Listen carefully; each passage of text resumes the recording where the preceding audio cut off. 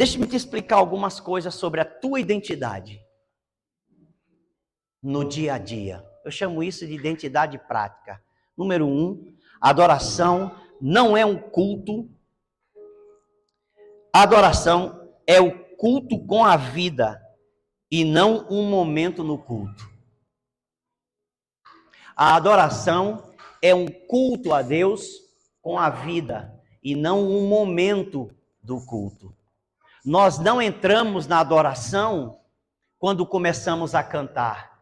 Nós estamos terminando a adoração da nossa vida junto com os nossos irmãos aqui. Porque a gente já está adorando com a vida todos os dias. Jesus disse que em Mateus 22, no versículo 37, que nós devemos amar, que é cultuar, honrar, adorar o Senhor, teu Deus. Lembram disso? De todo o coração, de toda a tua alma, de todo o teu entendimento, e com todas as tuas forças. Esse é o grande e primeiro mandamento. A gente chama isso de grande mandamento, que Jesus usou a expressão grande mandamento. O que é adoração? O que é ser um adorador? Cantamos músicas aqui. Um adorador por excelência. Um adorador por excelência. Um adorador por excelência. Eu quero ser. Eu gosto demais dessa música. Eu não vou me importar. Nós cantávamos demais aqui. Com o que vai acontecer. Cante. Eu só quero. Tu és a razão. Tu és a razão do meu viver. Eu não vou calar. Tenho adoração em meu DNA. É DNA, gente.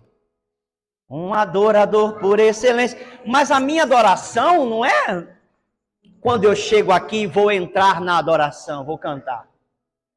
Eu termino a adoração aqui da minha vida, da semana, junto com os meus irmãos. Minha adoração começa na segunda-feira. Minha adoração começa em casa. Minha adoração começa com o que eu vejo. Minha adoração é com o que eu escuto. Minha adoração é da forma como eu falo durante a semana. E quando eu chego aqui, eu termino. Eu vou agora adorar junto com os meus irmãos, porque eu adorei sozinho a semana todinha. Número 2, discipulado, que a gente tanto fala. Adoração, discipulado, evangelização, serviço, que seria no lugar da missão, ministério. Ainda coloquei mais 2, porque 5 só não são suficientes. A gente falava em ganhar, consolidar, treinar e enviar. 4 não são suficientes. Tem muito mais do que isso.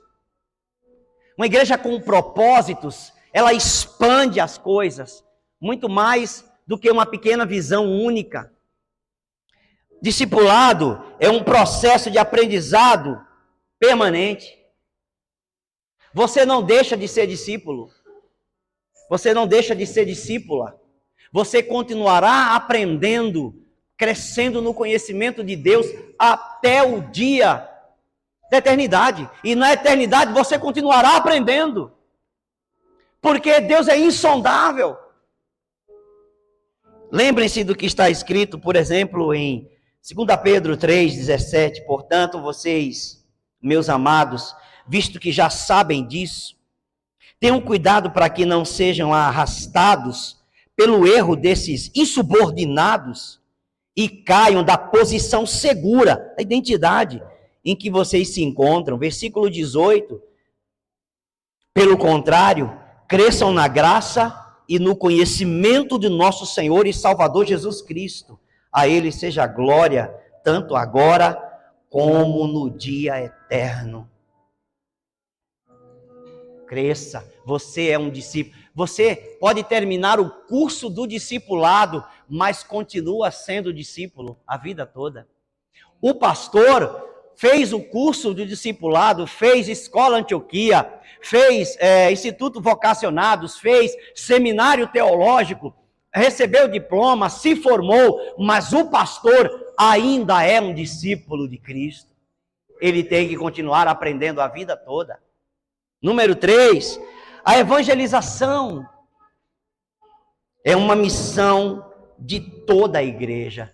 Não é missão dos evangelistas apenas. Evangelista é um dom, é um chamado, é uma vocação. A pessoa tem uma unção especial para ganhar almas, mas é papel da igreja evangelizar.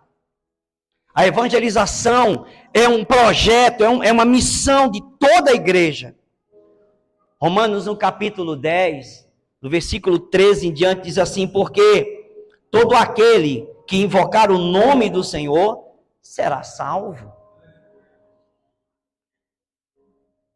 E o versículo 14 vai dizer: como, porém, invocarão aquele que não creram? E como crerão naquele que nada ouviram, de que nada ouviram? E como ouvirão, se não há quem pregue? E como pregarão, se não forem enviados? Como está escrito: conformosos são os pés dos que anunciam as boas novas. Olha para os teus pezinhos. Deixe-me te dizer uma coisa. Como alguém vai crer se ninguém pregar? Como tua família vai crer se você não der o testemunho? Como teus amigos vão crer se você não der o testemunho de si mesmo? Como os outros que você conhece e os que você não conhece vão crer se ninguém falar? Como falarão se não tem quem fale? E como alguém vai falar se essa pessoa não foi enviado? Deixe-me dizer uma coisa para você. Eu te envio. Glória a Deus. Toca aí na pessoa do teu lado e deixa que eu fale para ela. Você está enviado agora.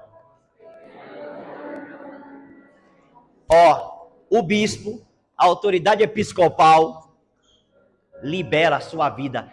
Seja um enviado, uma enviada a ministrar, a pregar a salvação para as pessoas. Eu te envio em nome do Senhor. Você está autorizada a ministrar o evangelho. Número 4, ministério. Escute essa. Ministério é aquilo que você faz quando responde ao chamado de Deus. Eu não sei qual é o meu ministério. Você foi chamado por Deus. Outra coisa que eu falei sexta-feira, as pessoas ficam assim, perguntam assim: você quer aceitar Jesus? O povo da minha região, lá da Bahia, o povo lá da Bahia dizia assim: ô meu filho, não chegou a minha hora. Ou então dizia assim: meu filho, estou esperando Deus me chamar. Eu falei assim: mas Jesus Cristo morreu em seu lugar? Tem um maior chamado de Deus do que esse? Está esperando Deus chamar o quê, filho? Tem que esperar nada não, responde logo. Você já é um chamado de Deus. Aliás, muitos são chamados. O que eu quero é que você seja um escolhido. Aliás, eu tenho um grupo no WhatsApp que se chama Escolhidos. Quer fazer parte dele? Depois você entra no WhatsApp e dá o convite aí. Escolhidos? Não é qualquer coisa. Pensei em tudo. Eu não quero. Chamado você é. Mas você precisa, eu quero que você seja um escolhido. Deus te escolheu para fazer algo. Isso é ministério.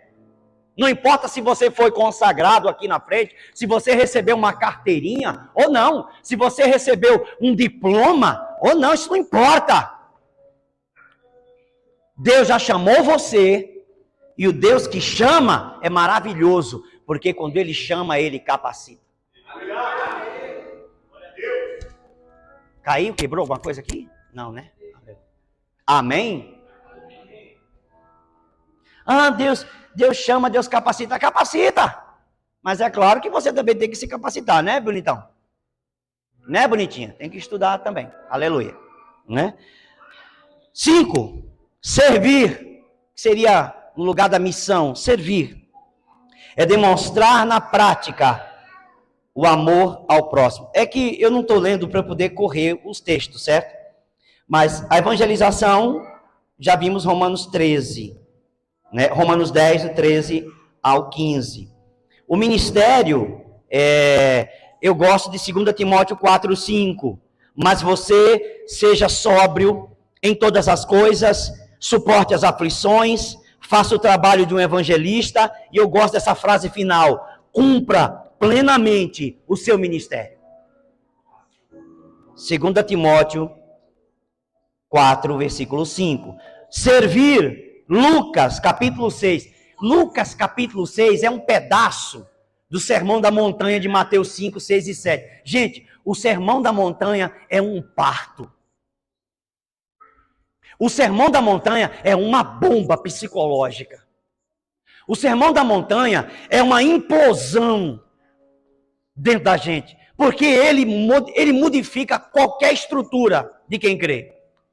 O Sermão da Montanha faz você ir na direção oposta do que você pensa que tem que ir. O Sermão da Montanha te joga para baixo. O Sermão da Montanha abate teu orgulho. O Sermão da Montanha quebra tua arrogância. O Sermão da Montanha explode tuas más intenções. O Sermão da Montanha é um parto. Tem gente que não quer nem ler. Mas em Lucas 6, é um pedaço que Lucas tirou de lá. Está no servir, demonstrar na prática o amor ao próximo. Lucas 6, 35. Aleluia. Glória a Deus. Vovô, vai passar na frente do vovô, né? Lucas 6, 35. Vocês, porém, olha só. É um parto isso aqui, gente. Quem é que gosta de ouvir um negócio desse? Lucas 6, 35. Escute. Vocês, porém, amem os seus inimigos. Sai fora. É para arrebentar ou não é? Ame seus inimigos, mas não é só isso. Façam o bem, não é só isso. Emprestem. Emprestem sem esperar nada em troca. Vocês terão uma grande recompensa e serão filhos do Altíssimo, pois ele é bondoso até para com os ingratos e maus. Ele encerra, como se não bastasse, versículo 36, ele encerra dizendo: sejam misericordiosos, como também é misericordioso o Pai de vocês. É um parto esse negócio. Joga você, empurra você para a bondade, para a misericórdia. Ele encurva nossa arrogância. Sim ou não? Ele encurva nosso desejo de vingança, ele quebra. Nossa antipatia, não fui com a cara de fulano. Sermão da Montanha quebra a gente. Jesus não estava brincando quando mandou escrever esse negócio. Né, vovô? Veio beber o suquinho com o vovô, aleluia. Glória a Deus. Número 6. Deixa eu ver se acaba no 6. Acaba no 7. Deixa eu encerrar. Fidelidade. Todo mundo fala de fidelidade, né? Estou aumentando. Aí saímos dos 5 da igreja com propósitos e da igreja celular e entramos agora na igreja de Jesus, que eu acho que é bem maior. Fidelidade é o compromisso de se colocar as coisas de Deus em primeiro lugar. Vocês sabem, em primeiro lugar, colocar Deus em primeiro lugar, reino de sua justiça, mas eu não escolhi esse texto, não. Eu escolhi outro texto, né? Eu peguei outro texto, que é o Atos dos Apóstolos, capítulo 5, versículo 29. Pedro vai dizer assim: então Pedro e os demais apóstolos afirmaram: é mais importante obedecer a Deus do que aos homens. Não é só colocar o reino de Deus e a sua justiça em primeiro lugar. É mais importante obedecer a Deus do que aos homens. Obediência a Deus. Outra palavrinha que muita gente não gosta. Obedecer. Isso é fidelidade. Quando você obedece por fidelidade. O que é fidelidade? É uma expressão da fé e do amor. Quando você tem fidelidade a uma pessoa, você declara que ama essa pessoa e que você é fiel a ela. E que você tem um compromisso com ela, sim ou não? E com Deus? Com a igreja, com seus pastores, com seu ministério. Oi, meu amor. É a cruz. Por último, isso, ficou bonito. Pode deixar, não, pode deixar, Rafael. Não, senão vai chorar. Estou gravando. Número 7, santificação. Todo mundo sabe que tem que santificar. Ó, isso é da Vera. Tem que santificar. Dá para tia Vera. Aí, ó, é da Vera, ó. Rapidinho devolveu. Olha só, Vera. É da Vera, rapidinho devolveu, ó. Todo mundo sabe que a gente tem que santificar. Mas o que é santificação? É não pecar? É só isso, é? Santificação é honrar a Deus com todo o teu ser. E aqui é o segredo. 1 Coríntios 6, versículo 19 diz: será que vocês não sabem? Vamos encerrar aqui. Será que vocês não sabem que o corpo de vocês é santuário do Espírito Santo que está em vocês e que vocês receberam de Deus e que vocês não pertencem a vocês mesmos? Você pode ser a pessoa mais tola do mundo, sendo cristã, achando que você é dono da sua própria vida. No reino de Deus, em Cristo Jesus, não existe meu corpo, minhas regras. É por isso que a gente bate contra essas declarações. Por quê? Porque você não sabe, você é de Deus, você crê em Deus, você é de Jesus, você tem Jesus, você não sabe que o teu corpo não te pertence? Teu corpo pertence ao Espírito de Deus. Então você não pode fazer qualquer coisa, ok? Você não pode, olha só. E continua, versículo 20 de 1 Coríntios 6. Porque vocês foram comprados, por que o teu corpo não te pertence? Porque você foi comprado por um bom ou por um preço. Qual foi o preço, gente? Qual foi o preço? Jesus derramou o sangue dele e foi crucificado por você. Então o seu corpo não é seu. Mas o casado, a Bíblia diz que a vontade do marido, né? O marido, no caso do casamento, você ainda tem que dividir isso, ainda tem que ter essa responsabilidade. E, por último, capítulo 3, do mesmo 1 Coríntios, para mim é a expressão mais forte que Paulo já escreveu sobre o nosso corpo. Porque há uma sentença aqui. 1 Coríntios 3, versículo 16 e 17 diz: vocês não sabem que são santuário de Deus e que o Espírito de Deus habita em vocês? Olha o versículo 17. Se alguém destruir o santuário de Deus, Deus o destruirá. Porque o santuário de Deus, que são vocês, é sagrado. É sagrado. Está entendendo por que você não pode fazer qualquer coisa com seu corpo? Se você é de Jesus? Está entendendo por que você tem que negar a sua própria natureza? Se você é de Jesus? Não é porque a gente inventou. Alguém criou, achou bonito falar isso. É porque há um projeto de Deus, tem algo de Deus nisso. O Espírito de Deus é precioso a Deus e você não pode desonrá-lo. Desonrar o Espírito de Deus é correr um risco eterno. Por isso, o único pecado que não pode ser perdoado é a blasfêmia contra o Espírito Santo. Jesus ainda disse assim: tudo que vocês falarem contra mim, algumas pessoas do ateísmo vão dizer assim: essa Bíblia aqui, esse Deus aí, ele não existe, esse Jesus não é nada. Jesus já falou isso tem 2000 anos. Jesus disse assim: qualquer palavra que falarem contra mim, vai ser perdoada. Mas se alguém blasfemar contra o Espírito Santo, não tem perdão nem aqui, nem na eternidade. Então, quando uma pessoa entra nisso, ele já está sentenciado sem retorno. É um risco muito grande. Teu corpo não te pertence. Não é teu corpo e tuas regras. É o corpo de Deus. É o corpo do Espírito e as regras do Espírito. É um parto. A viver com Deus só é pesado para quando nós estamos emaranhados. O escritor de Hebreus vai dizer assim, o pecado é como uma rede. Ele fica perto da gente tentando emaranhar a gente. Hebreus 12. Mas faz o seguinte, se desvincula disso. Do pecado que tão de perto te assedia e está tentando te emaranhar. Sabe para onde você tem que correr? O escritor de Hebreus diz assim, faz o seguinte, corre para o alvo. Quem é o alvo? Jesus. Ele é o autor e o consumador da tua fé. Fixa teus olhos nele, marca o target, entendeu?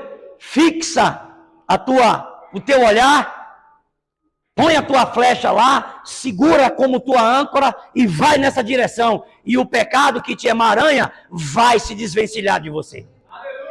E você vai viver livre, sem necessidade de ficar pedindo perdão. Sem necessidade de ficar amargurado, se arrependendo todo dia, porque todo dia você errou. Quando você entra no caminho de Deus, quando você entra na espiritualidade libertadora, o pecado para você é um mero acidente. Você não peca. Você não peca. João vai dizer isso. Se dissermos que não temos pecado, fazemos Deus de mentiroso. Mas aquele que tem a semente de Deus não vive pecando. E ele vai dizer, os mandamentos de Deus não são pesados. Servir a Deus não é pesado. Servir a Deus é muito leve, é libertador. Servir a Deus é libertador. Você está num lugar onde você nunca vai estar aprisionado, enforcado, em opressão, apertado, para servir a Deus, mas ao mesmo tempo, este local vai dizer a você, você não precisa continuar assim. Porque dentro de você, se você tem Cristo, o poder transformador foi liberado aí. Vamos orar?